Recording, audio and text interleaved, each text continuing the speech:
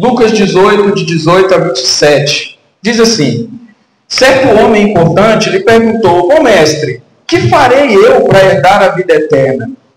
Por que você me chama bom? Respondeu Jesus. Não há ninguém que seja bom a não ser somente Deus. Você conhece os mandamentos: não adulterarás, não matarás, não furtarás, não darás falso testemunho, honra teu pai e a tua mãe. A tudo isso tenho obedecido desde a adolescência, disse o jovem. Ao ouvir isso, disse-lhe Jesus: falta ainda uma coisa. Venda tudo o que você possui e dê o dinheiro aos pobres, e você terá um tesouro nos céus. Depois venha e siga-me. Ouvindo isso, ficou muito triste, porque era muito rico. Vendo-o entristecido, Jesus disse: como é difícil aos ricos entrar no reino de Deus. De fato, é mais fácil passar um camelo pelo fundo de uma agulha do que um rico entrar no reino dos céus. Os que ouviram isso perguntaram: então quem pode ser salvo? Jesus respondeu: o que é impossível para os homens, a Deus é possível. Vamos orar mais uma vez. Pai, a tua palavra está aberta, ela foi lida, e o nosso desejo é que a explicação da tua palavra e a aplicação dela possam produzir em nossos corações frutos de salvação, frutos de transformação. Ó Deus, resgata as ovelhas que o Senhor tem separado no meio desse povo. Resgata aqueles que são teus, para a honra e glória do teu nome. Nós oramos. Amém. E graças a Deus. Pode se sentar. Conta-se, meus irmãos, a história de que um certo fazendeiro, um dia, perambulando pela estrada, se deparou com um filhote de águia. Aquele fazendeiro, então, teve uma ideia de resgatar aquele filhote de águia e criá-lo no meio das galinhas. E ali, aquele filhote de águia foi criado, cresceu como galinha, aprendeu a viver como galinha. Um certo dia, um naturalista visita aquela fazenda e quando ele vê o filhote de águia, ele diz ao fazendeiro: aquilo é um filhote de águia. E o fazendeiro diz: você tem razão. Mas ele foi criado como galinha e agora se tornou uma galinha. E o naturalista então rebateu o fazendeiro: não, aquilo é uma águia. E sempre será uma águia, pois o seu coração é de águia. Em relação à fé, isso também acaba acontecendo. Há muitas pessoas no meio de nós que se dizem crentes, que se dizem cristãos. Eles falam como cristãos, se vestem como cristãos, têm condutas que nós julgamos como cristãs, mas em seu peito ainda pulsa o coração ímpio de pedra. O coração não foi transformado. Essa noite nós pensaremos acerca dessas pessoas. Pessoas que, camufladas com a sua religiosidade e com a sua condição financeira, com os seus bens, pensam e nos fazem pensar que são salvas, que já foram alcançadas pelo sacrifício de Jesus. E acabam, de forma trágica, perecendo, morrendo e indo ao inferno, sem que percebam que nunca foram salvas e sem que nós também percebamos a condição dessas pessoas. Hoje nós finalizaremos a série que começamos há alguns domingos atrás sobre os encontros com Jesus. E veremos e aprenderemos com a história do jovem rico. E o meu desejo é que nós aprendamos que existem momentos na vida em que coisas boas podem esconder as nossas reais necessidades. Existem momentos na nossa vida em que coisas boas podem esconder as nossas verdadeiras necessidades. E nós vamos fazer isso em 2 pontos. A primeira coisa que eu vejo que ela é boa, ela é uma coisa positiva, mas em alguns momentos da vida, ela pode camuflar as nossas verdadeiras necessidades, é a religiosidade. Veja comigo o verso 18. Diz assim: certo homem lhe perguntou: bom mestre, que farei eu para herdar a vida eterna? E Jesus responde: por que você me chama bom? Não há ninguém que seja bom a não ser Deus. Você conhece os mandamentos: não adulterarás, não matarás, não furtarás, não darás falso testemunho, honra teu pai e a tua mãe. A tudo isso tem obedecido desde a adolescência.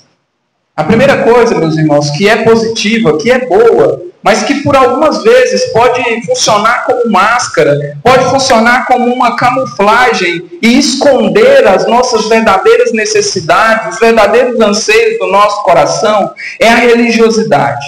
E nós vamos ver essa religiosidade em dois aspectos, em dois parâmetros. Veja que no início da conversa, aquele jovem chega até Jesus, e essa história está relatada tanto em Mateus quanto em Marcos também, e um dos textos diz que aquele jovem chega e se joga aos pés de Jesus, e diz a Jesus: bom mestre. Ele não chega a Jesus e trata Jesus de outra forma, ele chega em Jesus e o chama de bom. E Jesus o adverte e diz: por que você está me chamando de bom? Só existe um bom, que é Deus. À primeira vista, quando nós lemos esse texto, pode parecer que Jesus está, de certa forma, dizendo que não pode ser chamado de bom, pois esse título pertence somente a Deus, e pode parecer que ele está dizendo que ele não é digno de ser chamado de bom. Mas não é isso. Na verdade, nas entrelinhas dos argumentos de Jesus, Jesus, na verdade, está questionando aquele jovem sobre a fé que ele tem no Cristo. Jesus está dizendo algo como se dissesse assim: olha, só existe um digno de ser chamado de Deus. Só existe um digno de ser chamado de bom, que é Deus. Você está me chamando de bom. Isso quer dizer que você crê que eu sou Deus? O religioso não praticante, ele se encaixa aqui. Nós vamos ver que a religiosidade, ela pode se manifestar nas nossas vidas de duas formas. O religioso não praticante, e eu vou explicar esse termo, e o religioso praticante. O religioso não praticante é essa pessoa. Sempre que perguntado sobre a sua fé, e principalmente nas pesquisas do IBGE, sempre que perguntado sobre Jesus, ele vai dizer: eu acredito em Jesus. E alguns vão dizer, até como o jovem rico disse: Jesus é bom demais, ele é bom, ele é legal. Mas quando nós vamos mais a fundo na fé, na conduta dessa pessoa, a máscara da religiosidade é retirada. E quando nós olhamos na realidade da vida dessa pessoa, ela não crê em Jesus. Ela não confessa Jesus. Ela não vive para Jesus. Paulo, isso é muito importante, meus irmãos. Dizer apenas eu creio em Jesus e Jesus é bom, não é o suficiente. Paulo vai dizer em Romanos 9 que a verdadeira fé não só se confessa com a boca, mas a verdadeira fé, antes disso, se crê com o coração. Paulo vai dizer: se confessares com a sua boca e creres no coração que Jesus Cristo é o Filho de Deus, você será salvo.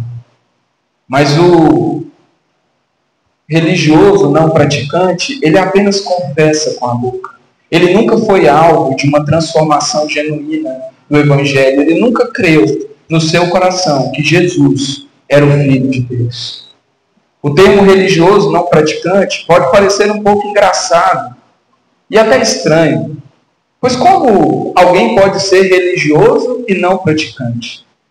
Como alguém pode ser um vegetariano não praticante? E talvez se essa categoria existisse, eu me enquadraria nela, né? Mas como alguém pode ser algo que não pratica? Mas eu temo a dizer, meus irmãos, que esse é o cenário da maioria dos nossos compatriotas. A maioria dos brasileiros diz crer em Jesus, diz confessar uma fé em Jesus, mas é uma fé não praticada. É uma fé que não se encontra em obras. Jesus, então, parte para a vida religiosa daquele rapaz. Ele pergunta, ou ele afirma que aquele jovem conhece os mandamentos. E aquele jovem diz: Jesus, a tudo isso que o Senhor disse, eu tenho obedecido desde a minha adolescência. Jesus ouve e diz algo que traz espanto ao coração daquele jovem. Ao relatar a sua conduta, Jesus ouve e diz: ainda te falta uma coisa. Em outra ocasião, dessa vez narrada em João 3, Jesus se encontra com um outro religioso. Dessa vez um mestre da lei chamado Nicodemos, que não é o nosso conhecido Augusto Nicodemos, mas era um mestre da lei da época que tinha o mesmo nome. E falando sobre salvação, Jesus se dirige àquele mestre da lei e diz: digo-lhe a verdade, ninguém pode ver o reino de Deus se não nascer de novo. E aquele religioso fica confuso e diz: Senhor, como pode alguém velho como eu nascer de novo? Como que eu vou voltar para o ventre da minha mãe? Aquele homem não conhecia Jesus de fato. Aquele homem não tinha passado por um novo nascimento. Aquele homem não tinha passado por uma conversão de fato. Ele apenas sabia algumas coisas sobre a lei. Apesar de viver uma vida religiosa, essa vida não era uma vida entregue ao Senhor. A religiosidade desses homens é diferente da religiosidade do não praticante. Mas de modo igual, ou até de forma mais grave e perigosa, essa religiosidade não permitia que eles pudessem enxergar a sua real condição e aquilo que era necessário ser feito para que a sua condição de perdido, de pecador não regenerado, para que a sua condenação ao inferno fosse transformada. E talvez você esteja olhando para esse texto, para essa história e dizendo: coitado desse povo. Mas, meus irmãos, essa é a nossa condição também. Da mesma forma que isso aconteceu com o jovem rico, com o Nicodemos e com tantas outras pessoas na história, isso pode acontecer com todos nós que fazemos parte de uma igreja. Enquanto o religioso não praticante se esconde atrás do argumento de que pode sim viver uma fé sozinho, de que pode sim ser fiel ao Senhor e ter uma fé saudável sozinho na sua casa, nós nos escondemos atrás de uma rotina rigorosamente religiosa, julgando que isso é suficiente para nos deixar seguros quanto à nossa salvação. Pensando isso, frequentamos todas as atividades propostas pela igreja, assumimos cargos, alguns ensinam na igreja e, pasmem, alguns se tornam pastores e têm a responsabilidade de pastorear, de ensinar, de dirigir o rebanho do Senhor. O problema, meus irmãos, é que toda essa correria, todo esse esforço não podem produzir nada acerca da salvação. Elas não produzem nenhum peso, elas não produzem nada que possa ser usado para nos salvar. Elas podem, muito pelo contrário, estar produzindo no meu e no seu coração uma falsa convicção de que nós já fomos alcançados por Jesus. Precisamos tomar cuidado, principalmente. E aqui eu queria a atenção daqueles que nasceram e foram criados na igreja. Daqueles que ouviram desde a barriga da mamãe os hinos do cantor cristão. Daqueles que nunca conheceram uma vida a não ser uma vida como essa. Precisamos tomar cuidado. Principalmente vocês que nasceram num lar cristão. Que aprenderam a viver essa rotina. Que não conhecem outro tipo de rotina, de vida, a não ser essa. Frequentar a igreja sempre foi a tarefa da sua vida. Mesmo quando você não queria, sua mãe pegava pela orelha e falava: você vai. Tome cuidado com isso. Filho de crente não é crentinho. O filho do crente precisa passar por uma experiência de conversão. Tome cuidado para que essa rotina que nós aprendemos a viver desde criança não camuflem a real condição do coração, que é um coração perdido, um coração condenado, um coração desesperadamente carente da graça de Jesus e da sua misericórdia. E assim passe despercebida a sua maior necessidade, a necessidade de crer em Jesus. E aqui, meus irmãos, eu não estou dizendo que cultivar uma rotina religiosa, uma rotina de comunhão com a igreja, uma rotina de comunhão, de serviço, até porque eu te convidei agora há pouco para que você faça parte da nossa agenda. Eu não estou dizendo que isso é ruim, que isso é negativo. Lembre-se que a temática desse sermão são coisas boas que às vezes nos prejudicam. Eu estou falando que essas coisas boas, como a religiosidade, quando não são observadas e praticadas da forma e pelas motivações corretas, podem camuflar a real condição do nosso coração. Em Mateus capítulo 7, Jesus diz que muitos, meus irmãos, muitos chegarão diante dele naquele dia e dirão: Senhor, Senhor, em teu nome não profetizamos, em teu nome nós não expulsamos demônios. Mas ouvirão da boca do Senhor: eu nunca te vi. Apartai-vos de mim, filhos da ira.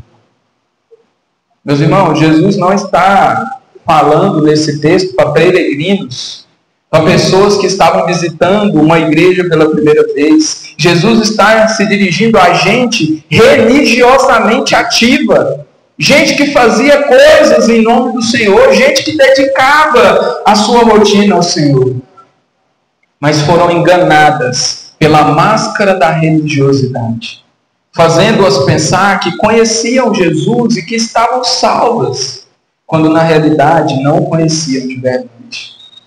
A religiosidade, meus queridos, é uma máscara muito perigosa.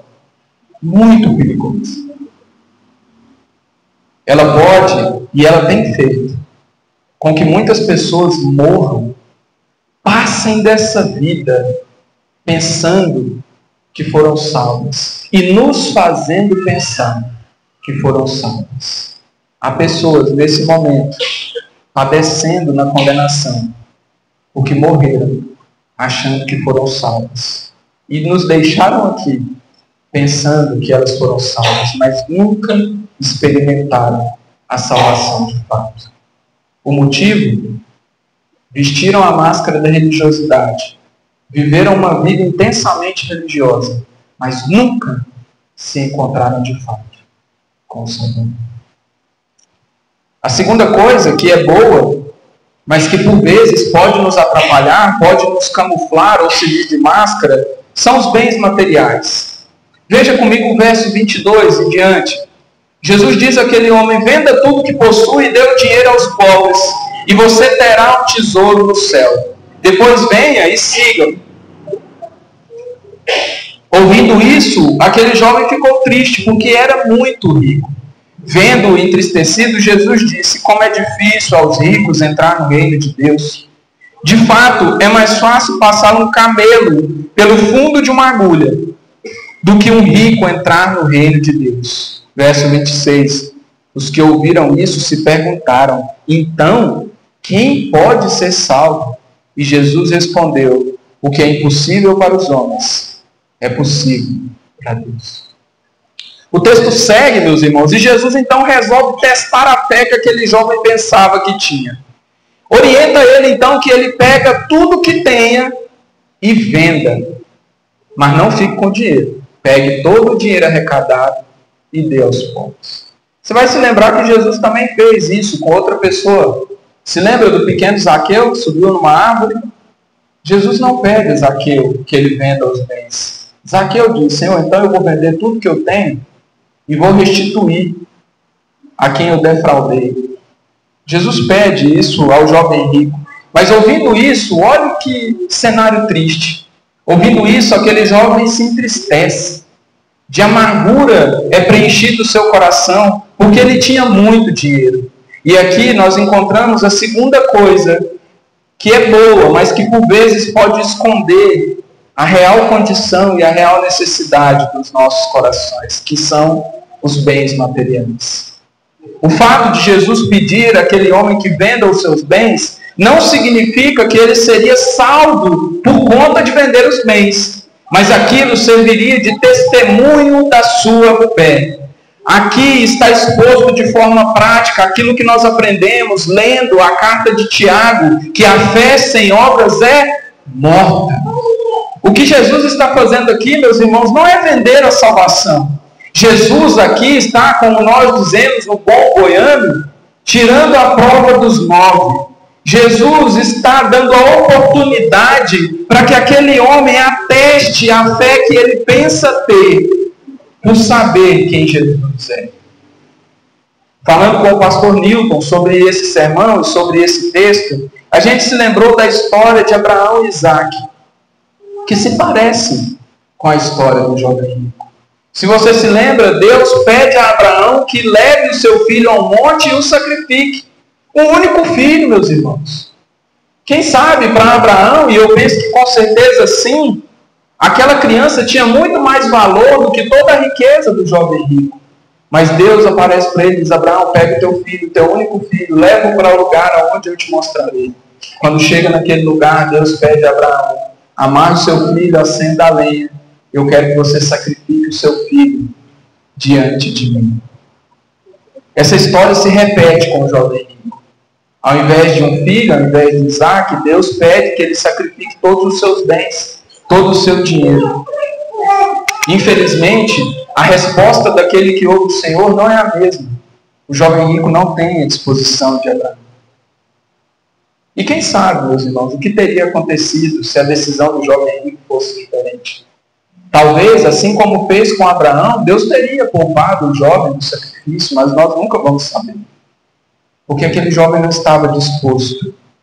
Além da religiosidade, o amor aos bens materiais cauterizava aquele coração de tal forma, a ponto de o impedir de perceber a sua real necessidade, que era crer em Cristo. Assim também nós, nos dias de hoje, muitas vezes não estamos dispostos a abrir mão do nosso dinheiro, dos nossos recursos, por amor de Cristo. Uma das maiores provas disso, meus irmãos, é que a maioria esmagadora das igrejas, nessas igrejas, na maioria das nossas igrejas, apenas 30% ou 40% dos seus membros são dizimistas. Aqui eu sei que não acontece isso. Mas no resto, a média é essa. Menos da metade das pessoas estão dispostas a contribuir com os seus bens. Que triste isso, meus irmãos. A Bíblia diz que o amor ao dinheiro é a raiz de todos os males. É bom destacar, meus irmãos, que assim como eu não estou criticando o fato da religiosidade, eu não estou dizendo que é errado ter muito dinheiro. Eu não estou dizendo que é pecado ser rico, ou ter uma vida financeiramente abastada, poder ter aquilo que você quer, poder comprar aquilo que você tem vontade. Não é isso. Até porque dentro do povo de Deus, muitas pessoas foram aquelas que Deus abençoou. Você se lembra de Ló? Abraão e Ló não podiam conviver juntos, porque eram ricos demais para viver juntos. E quem deu a riqueza a Abraão e Ló, senão o Senhor? Ou lembre-se de Salomão, que pediu sabedoria a Deus, e Deus disse: Salomão, por que você pediu certo? Eu não vou te dar só sabedoria, mas você vai ser o homem mais rico de toda a história. Não é pecado ser rico. O que eu quero dizer, meus irmãos, é que quando investir os nossos bens e recursos na obra de Deus nos traz tristeza, como trouxe ao jovem rico, a ponto de contribuirmos com pesar, ou até mesmo de não contribuirmos, é preciso ligarmos o sinal de alerta. É preciso que os nossos corações, que as nossas mentes estejam alertas, pois isso pode estar escondendo algo muito mais grave do que apenas um ato deles. Uma vida, meus irmãos, embebida, uma vida encharcada por sacrifícios por Jesus, é a prova que nós pertencemos a Ele. Se algo te soa caro demais por Jesus, se algo te soa caro demais para que você abandone a Jesus, tome cuidado. Tome cuidado. Isso pode ser prova de que você ainda não pertence a Jesus. O texto então segue, no verso 24, Jesus nota a tristeza daquele jovem com o pedido. E sondando-lhe o coração, emite um diagnóstico um tanto quanto triste, um tanto quanto desesperador. Ele vai dizer que é mais fácil um camelo passar por dentro de uma agulha do que um rico entrar no reino dos céus. Ouvindo isso, os discípulos ficam assustados e perguntam a Jesus: Senhor, se esse homem que estava aqui não pode ser salvo, quem pode ser salvo? E Jesus diz: aquilo que é impossível ao homem é possível a Deus. Meus irmãos, o problema do jovem rico, e o problema que nós estamos tratando aqui, não é a condição financeira da pessoa. Não é se ela é rica ou pobre. O problema é aonde essas pessoas estão colocando a sua confiança. O salmista vai dizer: uns confiam em carros, outros em cavalos, eu, todavia, confio no Senhor. O espanto dos discípulos com a afirmação de Jesus revela que no coração deles estava presente, estava marcada uma crença da época. Cria-se naquela época, e eu creio que é uma crença que ecoa até os nossos dias, que a condição financeira da pessoa revelava ou tinha relação com a sua condição espiritual. Se era rica, era porque a mão do Senhor e as bênçãos do Senhor estavam sobre aquela pessoa. Se era pobre, é porque estava sob maldição. Tome muito cuidado com isso. Há pessoas padecendo por conta dessa heresia. Há pessoas morrendo por não aceitar tratamento médico, por não poder assumir que estão doentes. Porque se assumirem que estão doentes, vão assumir que estão sob maldição do Senhor, que estão sob desobediência. Meus irmãos, isso não é verdade. Não há ligação entre a nossa condição financeira, entre a nossa condição de saúde e a nossa relação com Deus. Diga isso a Paulo. Talvez os maiores exemplos de fé que nós já tivemos, e padecia de doenças. Leia 1 Coríntios ou 2 Coríntios 11, Paulo vai relatar ali todo o sofrimento da sua vida. E quem pode olhar para a vida de Paulo e dizer: tudo isso é consequência dos seus pecados? Isso não é verdade, meus irmãos. A Escritura dirá que todos pecaram e estão destituídos da graça e da glória de Deus. Portanto, meus irmãos, todos nós estamos nivelados com a mesma régua. Todos nós, ricos ou pobres, velhos ou novos, estamos nivelados ao mesmo nível. Todos nós somos pecadores, carentes do mesmo remédio, que é o Evangelho de Jesus Cristo. Por isso a ordem que foi dada em Marcos 16 diz: vão por todo o mundo e preguem o Evangelho a todas as pessoas.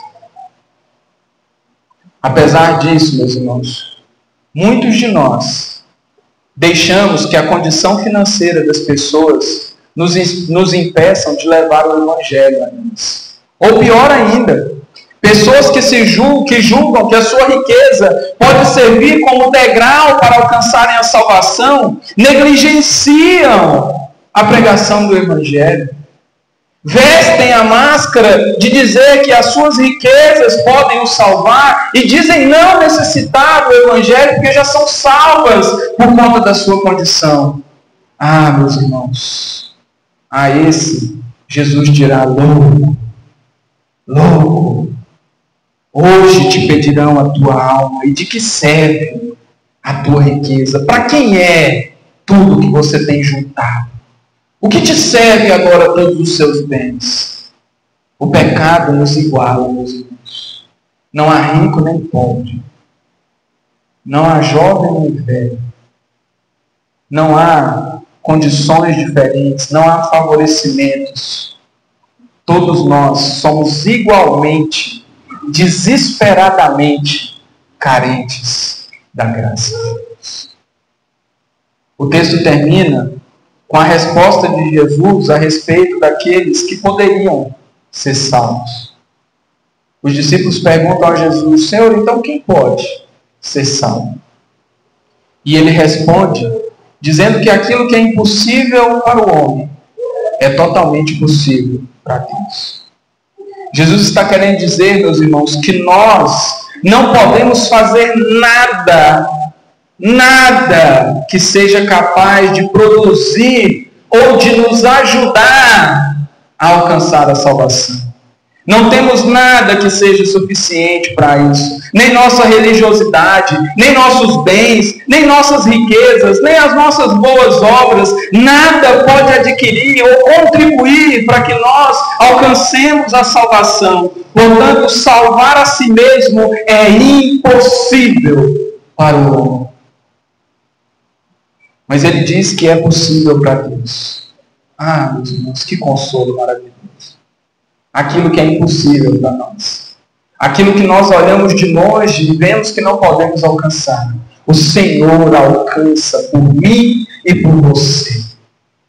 E ele não subiu degraus para alcançar. Pelo contrário, ele desceu. Paulo vai dizer que Jesus não julgou que ser igual a Deus era algo com que ele devesse se importar. E se fez homem. E se fazendo homem, se fez servo. E se fazendo servo, se entregou por mim e por você.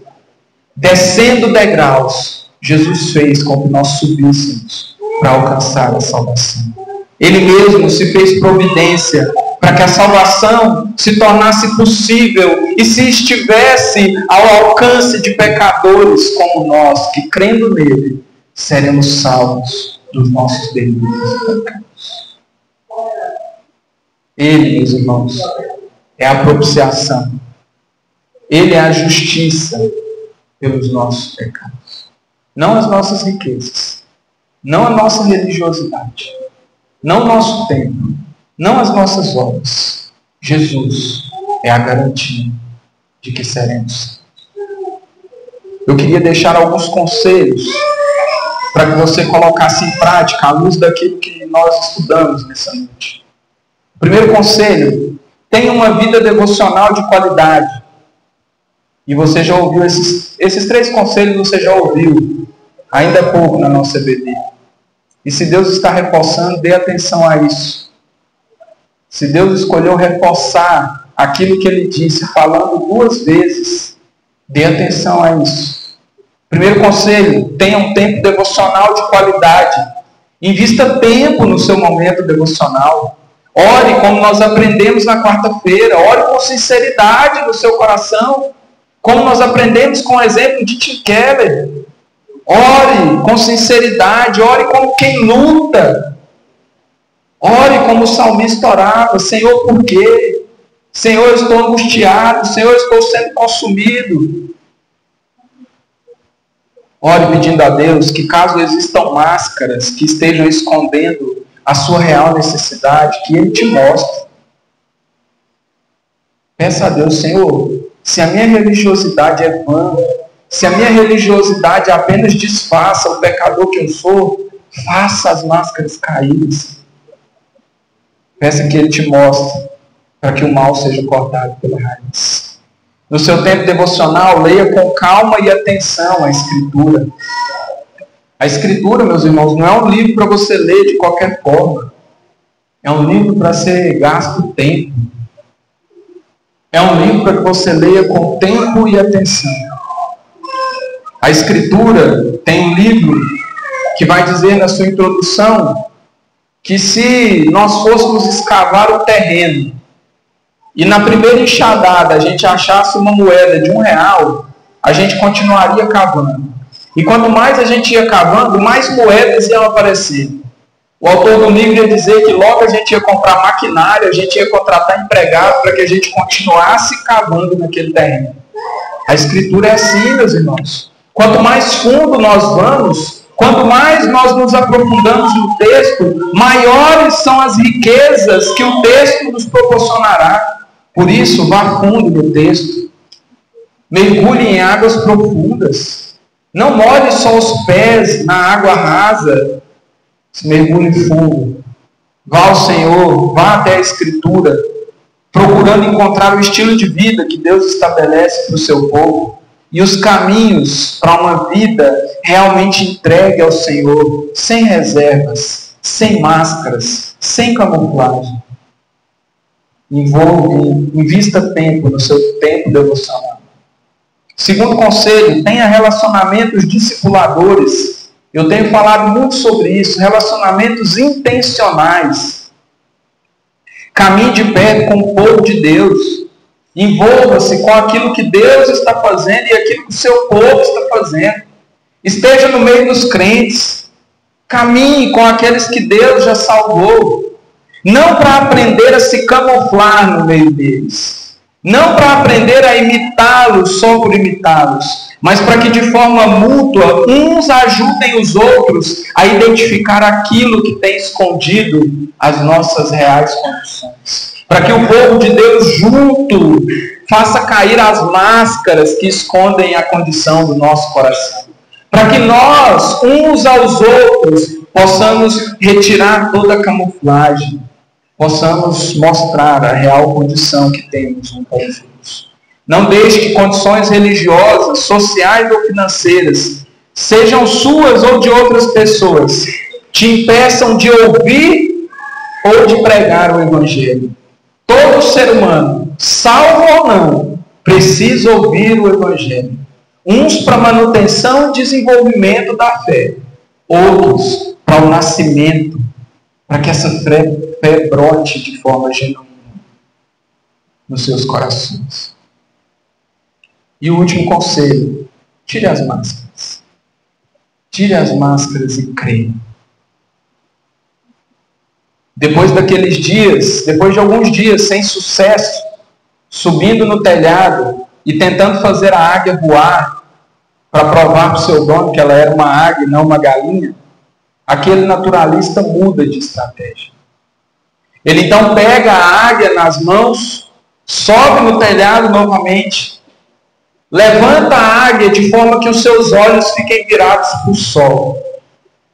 E quando a claridade do sol dilata as pupilas daquela águia, ela toma consciência de quem ela realmente é.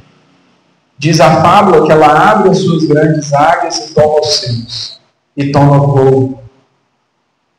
Um dia, meus irmãos, o sol da justiça brilhará sobre nós. Um dia, o sol da justiça, que é Jesus, romperá dos céus e trará luz, trará verdade a tudo aquilo que está oculto, a tudo aquilo que nós não podemos ver. Naquele dia, quando aquela luz brilhar sobre os nossos olhos, nós saberemos de fato quem somos. Aqueles que creram, aqueles que foram salvos de verdade, diz o texto bíblico que Jesus dirá: venham, benditos de meu Pai, recebam como herança o reino de Deus que lhes foi preparado desde a criação do mundo. Aleluia! Glória a Deus! Isso é o que aqueles que foram remidos ouvirão da boca de Jesus. Mas há um outro povo. Há aqueles que pensaram ser salvos. Aos que não creram, inclusive aqueles que viveram pensando que já tinham sido salvos, Jesus dirá: malditos, apartem-se de mim para o fogo eterno, preparado para o diabo e seus anjos. Em seu encontro com o jovem rico, Jesus deu a oportunidade de arrependimento para ele. Jesus lhe mostrou o caminho que ele tinha que trilhar para ser salvo. A mesma coisa acontece hoje. Toda vez que a Escritura ela é aberta, lida e exposta, Jesus se coloca diante de nós, nos dando uma nova chance de arrependimento e salvação. E hoje ele não está dizendo para nós: vai ver os seus bens. Ele está dizendo: creia e será salvo. O jovem rico preferiu ficar com a tristeza e agarrar-se à sua religiosidade, bens e condição social. E nós, meus irmãos, a que nos agarraremos nessa noite? O Senhor diz: eis que coloco diante de vocês a vida e a morte. E Ele mesmo nos aconselha: escolhemos a vida. Amém.